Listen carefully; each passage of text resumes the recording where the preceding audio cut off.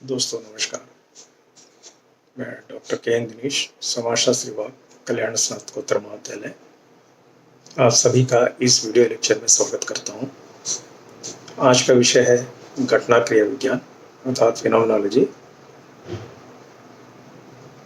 दोस्तों, हमारा सामाजिक जीवन सामाजिक क्रियाओं से बना हुआ है और हर एक कर्ता के लिए उस क्रिया का अपना अर्थ होता है। समाजशास्त्री इन सामाजिक क्रियाओं का विभिन्न दृष्टिकोणों से अध्ययन करते हैं। हमें घटना क्रिया विज्ञान को समझने के लिए इन दृष्टिकोण को समझना जरूरी है।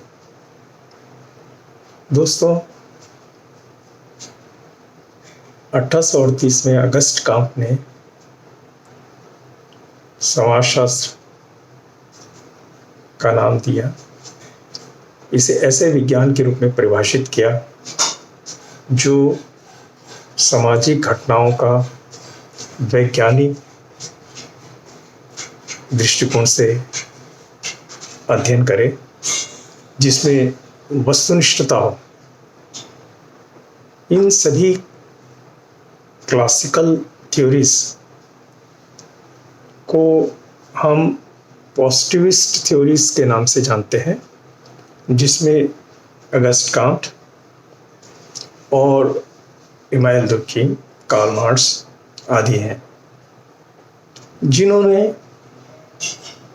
अपने अध्ययन का आधार वस्तुनिष्ठता के आधार पर किया है। उन्होंने सामाजिक घटनाओं का अध्ययन समाज को आधार बनाकर किया है। व्यक्ति को उन्होंने गौण माना और कलेक्टिविटीज के आधार पर उनका वैज्ञानिक अध्ययन किया है। दुर्खीम ने जहां अपने सिद्धांतों में सामाजिक घटनाओं की व्याख्या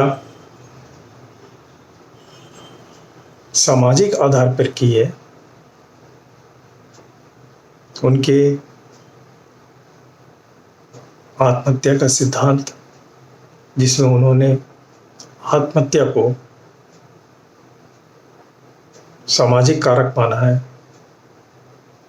व्यक्तिगत नहीं। उन्होंने आत्महत्या के दो सामाजिक कारक बताए हैं। पहला डिग्री ऑफ इंटीग्रिटी और दूसरा है डिग्री ऑफ रेगुलेशन, अर्थात एकीकरण की मात्रा का ज़्यादा या कम होना या नियमन की मात्रा का कम या ज़्यादा होना आत्महत्या का कारण बनता है। हम यहाँ इन प्रवर्तकों को प्रत्यक्षवादी प्रवर्तक मानते हैं। इसका समाजशास्त्र में जिन दूसरे प्रवर्तकों ने, जिन्होंने प्रत्यक्षवादी सिद्धांत के विपरीत सामाजिक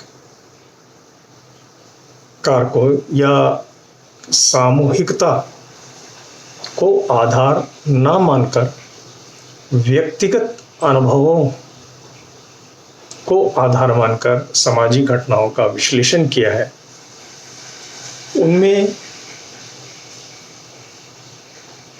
कई समाजशास्त्री ने अलग अलग सिद्धांत प्रतिपादित किए हैं। उनमें से जो कुछ प्रमुख है, उसमें एक फिनोमेनोलॉजी घटना क्रिया विज्ञान है, दूसरा इथनोमेथोडोलॉजी लोक विधि विज्ञान है। तो यहाँ हम इस बात को समझे कि घटना क्रिया विज्ञान अप्रत्यक्षवादी नॉन पॉजिटिविस्ट थ्योरीज में के अंतर्गत आता है। दूसरा, इस सिद्धांत में ऑब्जेक्टिविटी पर जोर न देकर सब्जेक्टिविटी के आधार पर सामाजिक घटनाओं का अध्ययन किया जाता है। ऑब्जेक्टिविटी का तात्पर्य, जैसे मैंने पहले बताया, कि किसी भी घटना का विश्लेषण वास्तविक रूप से तथ्यों का संकलन अवलोकित कर उसकी व्याख्या करना, अर्थात जैसा वास्तव में है उसका विश्लेषण करना ही ऑब्जेक्टिविटी है। मगर ठीक इसके विपरीत अप्रत्यक्षवादी सिद्धांत के प्रवर्तकों ने सामाजिक घटनाओं का अध्ययन व्यक्तिनिष्ठ अनुभवों और भावनाओं के आधार पर किया है, जो हमारे मानव मस्तिष्क में रहती है। जो हमारी विचार है, जो हमारे अनुभव है, व्यक्तिगत अनुभव, उसको आधार मानकर सामाजिक घटनाओं का अध्ययन किया है। तो यहाँ यह स्पष्ट है कि सामाजिक क्रियाओं का अध्ययन अलग अलग उपागम के द्वारा किस तरह किया जाता है। प्रत्यक्षवादी सिद्धांत के प्रवर्तकों ने ऑब्जेक्टिविटी पर को आधार बनाया, कलेक्टिविटीज को आधार बनाया। वहीं अप्रत्यक्षवादी सिद्धांत के प्रवर्तकों ने वस्तुनिष्ठता यानी ऑब्जेक्टिविटी की जगह सब्जेक्टिविटी व्यक्तिनिष्ठता को आधार बनाया। वहीं जो अध्ययन हम सामाजिक घटनाओं का सामाजिक आधार पर करते थे, वही अप्रत्यक्षवादी सिद्धांत के प्रवर्तकों ने व्यक्तिगत अनुभव एवं विचारों को महत्व दिया है, अर्थात सब्जेक्टिविटी के आधार पर इसका विश्लेषण और व्याख्या किया है। तो यहाँ यह स्पष्ट हो गया है कि जो घटना क्रिया विज्ञान है वो नॉन पॉजिटिविस्ट थ्योरीज के अंतर्गत आता है। अब इसके घटना क्रिया विज्ञान क्या है और घटना क्रिया विज्ञान का उद्गम कैसे हुआ है, इस बारे में हम चर्चा करेंगे। जैसा कि आपको मालूम है कि हस्सेल जो जर्मन फिलोसोफर थे, उन्होंने ही घटना क्रिया विज्ञान सिद्धांत की अवधारणा विकसित की है। उन्होंने 1913 में ideas introduction to pure phenomenology नाम की पुस्तक लिखी, जिसमें उन्होंने इस सिद्धांत की व्याख्या की है। उनका मानना यह है कि जो भी हम क्रिया करते हैं ये हमारे मानवीय इंद्रियों से संचालित होती है। मानवीय इंद्रियों का मतलब ह्यूमन सेंसेस। ह्यूमन सेंसेस का मतलब होता है कि जो हम देखते हैं, साइट है ना, जो हम सुनते हैं, हियरिंग, जो हम स्मेल करते हैं, जो हम टेस्ट करते हैं, जो टचेस के आधार पर अनुभव की जाती है, उसके आधार पर ही हमारी मानसिक श्रेणियां निर्मित होती हैं। जैसे उन्होंने एक उदाहरण दिया है कि यदि 4 पैर के फर्नीचर को हम डाइनिंग टेबल के रूप में यानी खाने के टेबल के रूप में उसका अर्थ लगाते हैं और उसको घर में, मकान में किस जगह रखना है, डाइनिंग रूम में रखना है, ये एक अर्थ उनके दिमाग में मानसिक श्रेणियों के आधार पर ही होता है। उन्होंने मन के प्रकार यानी मस्तिष्क के प्रकार, जैसे कि हमारे सोच है, हमारे अनुभव है, हमारे विश्वास है, धारणा है, इच्छाएं हैं, इनको और जो मानसिक क्रिया के जो प्रयोजन, जो अर्थ है, उसके बीच में सहसंबंध किया है और यह समझाने की कोशिश की है कि जो हमारा सामाजिक जगत होता है वो केवल हमारे मस्तिष्क की उपज है, मेंटल कंस्ट्रक्ट। दोस्तों, उनके शिष्य अल्फ्रेड शुट्स, जो कि ऑस्ट्रियन थे, और उन्होंने भी इन्हीं अवधारणा को अपने सिद्धांत में प्रतिपादित किया है।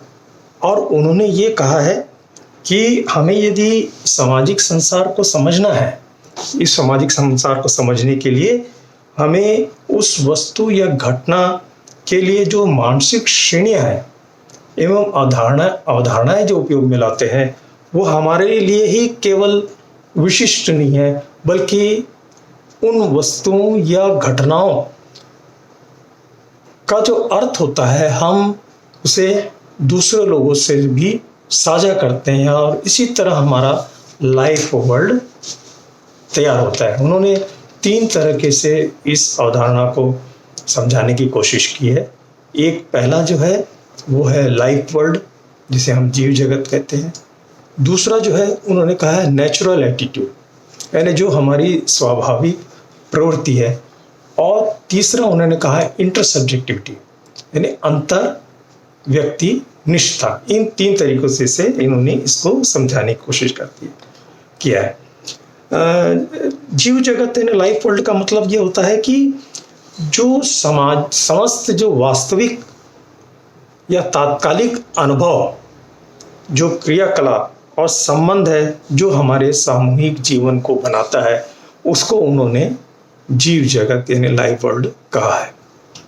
दूसरा स्वाभाविक प्रवृत्ति का मतलब ये होता है कि हम किसी भी स्वयं निर्णय ना लेकर जो कि यह अच्छा है या बुरा है, बल्कि हमारी स्वाभाविक प्रवृत्ति जो है ये हमारी सामूहिक क्रिया को जो है, जो क्रिया होती है इसको प्रभावित करती है। हम वैसे ही जीते हैं जैसे कि जो हमारा जो है नेचुरल एटीट्यूड होता है, जो अनुभव होता है, जो विचार होते हैं, है ना। और तीसरा उन्होंने कहा है इंटरसब्जेक्टिविटी।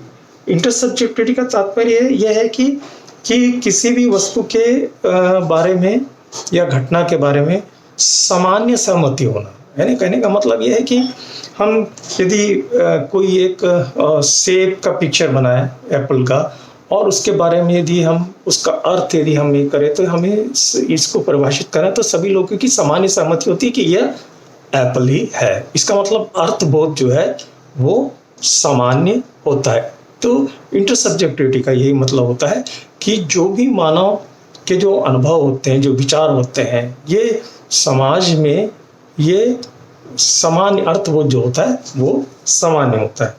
शुट्स ने ये कहा है कि हमारी जो परिस्थितियां होती है, सामाजिक परिस्थितियां, उसमें उस अर्थ का विभिन्न अर्थ भी होता है। उन्होंने ये कहा कि जैसे उन्होंने एक उदाहरण दिया कि यदि हम हाथ उठाना जो होता है, रेसिंग दी आर्म, कि मतलब यानी कि हमें यदि हाथ उठाए तो इसका मतलब कई परिस्थितियों में अलग अलग होता है। जैसे कि फॉर एग्जांपल कि यदि कक्षा में हम यदि हाथ उठाते इसका मतलब है हमें किसी प्रश्न का उत्तर देना होता है। मगर इसी को दूसरे अर्थ में क्या है कि हिटलर का यदि हाथ उठाना जो कि अलग तरह का सिंबल होता है नहीं। वैसे यदि नीलामी में यदि हम उस हाथ को उठाते तो उसका अर्थ इन दोनों से अलग हो जाता है। तो इसका मतलब है कि जो भी क्रियाएं होती है अलग अलग परिस्थितियों में उसका अर्थ भी अलग होता है और मानव अपने मस्तिष्क से उन श्रेणियों को, उन मानसिक श्रेणियों के आधार पर उस अर्थ को अलग अलग परिभाषित करता है। दोस्तों, यही जो अर्थबोध है, यही हमारी जो व्यवस्था होती है, ये सामाजिक व्यवस्था को बनाती है। इसके बिना जो है अर्थबोध के बिना सामाजिक व्यवस्था असंभव है। यदि आप किसी निश्चित वस्तु को देखते हैं, जैसे कि फॉर एग्जांपल कि टेबल, तो टेबल का जो अर्थ होता है वो हम सामान्य रूप से कहते हैं कि जिसमें हम लिखें बैठ के, है ना। तो लिखने की उस मेज का जो अर्थ होता है डेस्क का कि वो लिखा जाए, मगर वही यदि चर्च में वो टेबल होता है तो जो प्रार्थना के काम आती है। तो इसका मतलब है कि हमारा जो बहुत कॉमन सेंस ऑफ जो वर्ड है, उन्होंने कहा है कि ये सेंस जो होता है यह केवल हम ही उसका विशिष्ट अर्थ निकालते, बल्कि उसे हम पूरे समाज में सामान्य रूप से उसका अर्थ निकालते हैं। अब ये अल्फ्रेड शुट्ज़ ने कहा कि भाई ये सारी जो क्रियाएं अर्थबोध होती है, कैसे हम ये सारी चीज़ों को सीखते हैं। तो ये उन्होंने ये बताया कि ये जितने भी अर्थबोध होते हैं जो हमारे सामाजिक व्यवस्था का निर्माण करते हैं, ये हमें सामाजिकरण की प्रक्रिया से प्राप्त होती है। सामाजिकरण का मतलब ये होता है कि जो सीखने की प्रक्रिया होती है, जो हमारी लाइफ लॉन्ग चलती है ना। इस सामाजिकरण की प्रक्रिया में हम दो चीज़ें हमारी पैरेलल चलती है। एक तो पहला इंटरनलाइजेशन ऑफ कल्चर की संस्कृति का आत्मसात करना, और दूसरा होता है कि डेवलपमेंट ऑफ सेल्फ का मतलब है हमारे स्व का विकास करना। तो स्व का विकास कैसे होता है? स्व का विकास होता है जब हम समाज के दूसरे सदस्यों से जब अंतःक्रिया करते हैं, तब हमें हमारे व्यक्तित्व के बारे में और हमारे जो संस्कृति के दूसरे जो तत्व है उसके बारे में पता चलता है। इसके अलावा उस संस्कृति के आधार पर हमारे व्यक्तित्व का विकास होता है। तो कहने का मतलब यह है कि हम समाज के दूसरे लोगों से जब अंतःक्रिया करते हैं तो समाज के जो प्रचलित मूल्य हैं, व्यवहार करने के तरीके हैं, जो हमारे फोकवेस हैं, जो हमारे कस्टम्स हैं, जो हमारे जितने भी जो अभौतिक संस्कृतियाँ हैं इसके बारे में और भौतिक संस्कृति इसके बारे में हमें पता चलता है, और उसी आधार पर हमारे अनुभव जो होते हैं वो निर्मित होते हैं, और उस ऑब्जेक्ट का अर्थ भी उसी आधार पर तैयार होता है। तो इसमें अल्फ्रेड शुट्ज़ ने जैसे कहा कि भाई परिस्थितियों में जो है हर एक परिस्थितियों में उस ऑब्जेक्ट का अर्थ भी, या उस सिंबल का या उस क्रिया का अर्थ भी अलग अलग होता है, और ये सारे जो मानसिक श्रेणियाँ हैं इसी के आधार पर ही हमारी जो सामाजिक व्यवस्था तैयार होती है। और तो इस तरह से हम इस व्यक्तिनिष्ठ अनुभवों, विचारों के आधार पर उन घटनाओं का अध्ययन हम व्यक्तिनिष्ठ रूप से कर सकते हैं। ये अल्फ्रेड शुट्ज़ का कहना है या मानना है।